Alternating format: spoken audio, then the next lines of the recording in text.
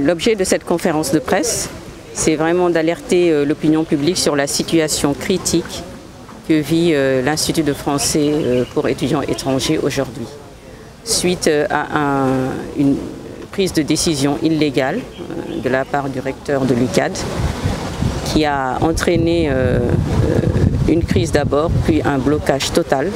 Et cette situation perdure depuis 7 mois.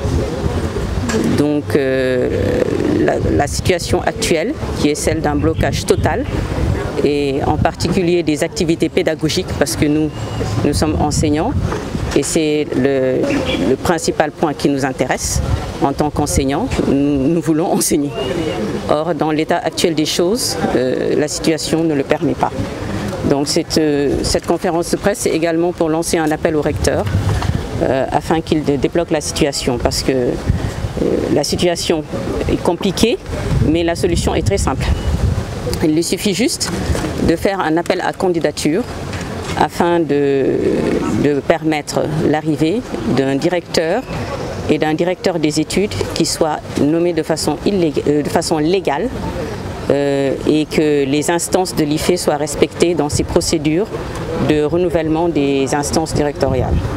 Donc en résumé, tout ce qu'on peut dire, c'est que nous sommes dans une démarche constructive et que si il est disposé à discuter des modalités pour que l'on restaure l'IFE dans la légalité de ces instances, nous sommes prêts. Lorsque nous avons vu une personne occuper le bureau du directeur, nous lui avons demandé de nous notifier son arrêté de nomination. Nous sommes en administration. Et ces personnes ayant refusé de le faire, nous nous sommes adressés au recteur, qui lui-même a refusé de le faire, et ses services aussi. Donc nous avons adressé toutes les correspondances possibles et imaginables au recteur, déjà pour nous faire notifier cette décision que nous contestons. Et donc le deuxième point, c'est que par rapport à cette direction, le problème que nous avons est d'ordre pédagogique. Les instances administratives doivent être présentes, c'est une obligation pour la légalité des documents qui seront délivrés après. Et là, je parle des attestations.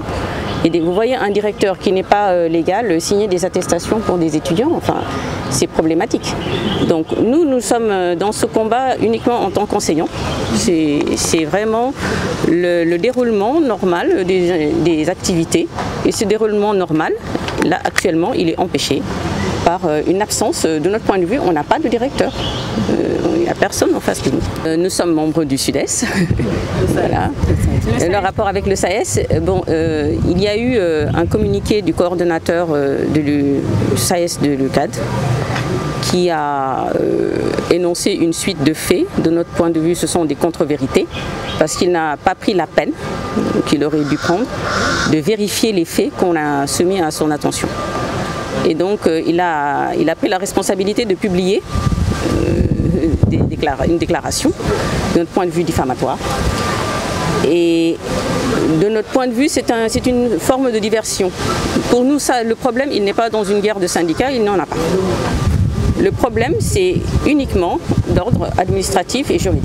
Nous sommes dans une bataille de textes pour que l'on respecte nos instances. Or, le SAES s'est placé dans une démarche consistant à dire qu'il protège ses militants dans leurs activités de directeur. Nous sommes en posture d'enseignants. Donc, si le SAES décide de protéger ses militants quoi qu'il fasse, je dis que ça c'est leur problème. Mais nous ne sommes pas dans une démarche de guerre de syndicats.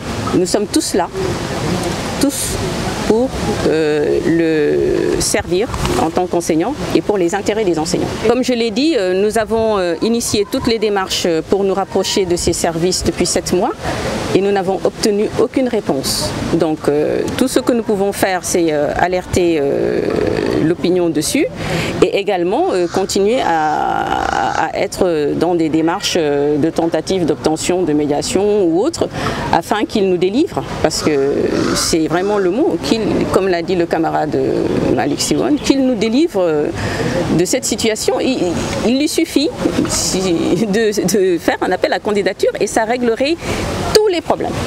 Et de plus, ça nous restaurerait dans la légalité de nos institutions.